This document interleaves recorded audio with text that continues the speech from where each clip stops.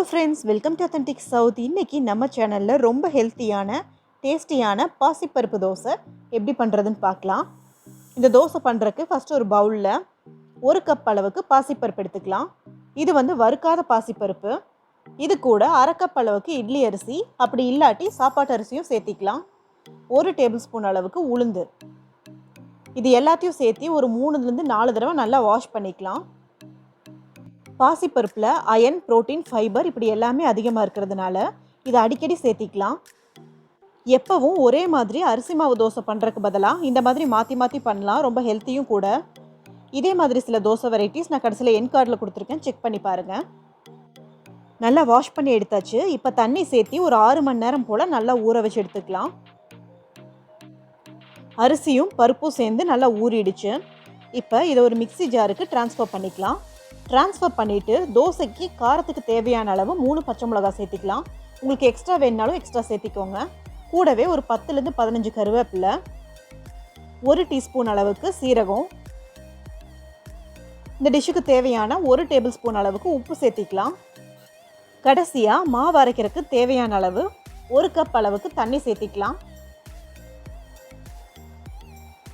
தண்ணி சேர்த்திட்டு நல்லா ஸ்மூத் பேஸ்ட்டாக அரைச்சி எடுத்துகிட்டு வந்துடலாம். மாவு நல்லா ஸ்மூத் பேஸ்ட்டாக அரைச்சி எடுத்துகிட்டு வந்தாச்சு. இப்போ இது ஒரு பவுலுக்கு ட்ரான்ஸ்ஃபர் பண்ணிவிட்டு ஒரு தடவை நல்லா கலந்து விட்டுறலாம். நல்லா கலந்து விட்டுட்டு ஒரு 6லேருந்து 8 மணி நேரம் வரைக்கும் மாவை நல்லா புளிக்க வச்சுக்கலாம். மாவு இட்லி மாவு மாதிரியே நல்லா புளிச்சு வரணும். இப்போ பாருங்கள், நல்லா மேலே வந்திருக்கு. ஒரு தடவை நல்லா மிக்ஸ் பண்ணி விட்டுட்டு இது கூட 1/2 கப் அளவுக்கு நல்லா பொடியாக நறுக்கின வெங்காயத்தை சேர்த்திக்கலாம். இது கூட 1/2 கப் அளவுக்கு பொடியாக நறுக்கின கேரட்,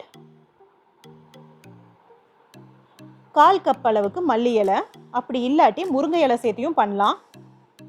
பாசிப்பருப்போட முருங்கை இலை சேர்த்தி பண்ணும்போது இன்னும் ரொம்ப ஹெல்த்தி. நம்ம வெங்காயம் கேரட் எல்லாம் சேர்த்திருக்கிறதுனால ரொம்ப க்ரன்ச்சியாக நல்லாயிருக்கும் தோசை சாப்பிட்றதுக்கு. தோசைக்கல்லை சூடு பண்ணிவிட்டு தோசை ஊற்ற ஆரம்பிச்சிடலாம். இந்த தோசை கொஞ்சம் திக்காக தான் ஊற்றணும். அப்போ தான் உங்களுக்கு கல்லிலிருந்து எடுக்க வரும், இல்லைன்னா கல்லிலே ஒட்டிடும். எண்ணெய் சேர்த்திட்டு நல்லா ஹை ஃப்ளேமில் வச்சு குக் பண்ணிக்கலாம். லோ ஃப்ளேமில் வச்சு குக் பண்ணிங்கன்னா தோசை ரொம்ப ட்ரை ஆகிடும். இப்போ கீழேருந்து நல்லா பொன்னிறமாக மாறிட்டு வருது. தோசையை திருப்பி போட்டு இன்னொரு சைடும் குக் பண்ணி எடுத்துக்கலாம். 2 சைடும் நல்லா குக் பண்ணிவிட்டு சர்வ் பண்ணிக்கலாம். அவ்வளோதாங்க, நம்ம பாசிப்பருப்பு தோசை சூப்பராக ரெடி ஆகிடுச்சு. இந்த வீடியோ உங்களுக்கு பிடிச்சிருந்தா அத்தன்டிக் சவுத்துக்கு சப்ஸ்கிரைப் பண்ணுங்கள்.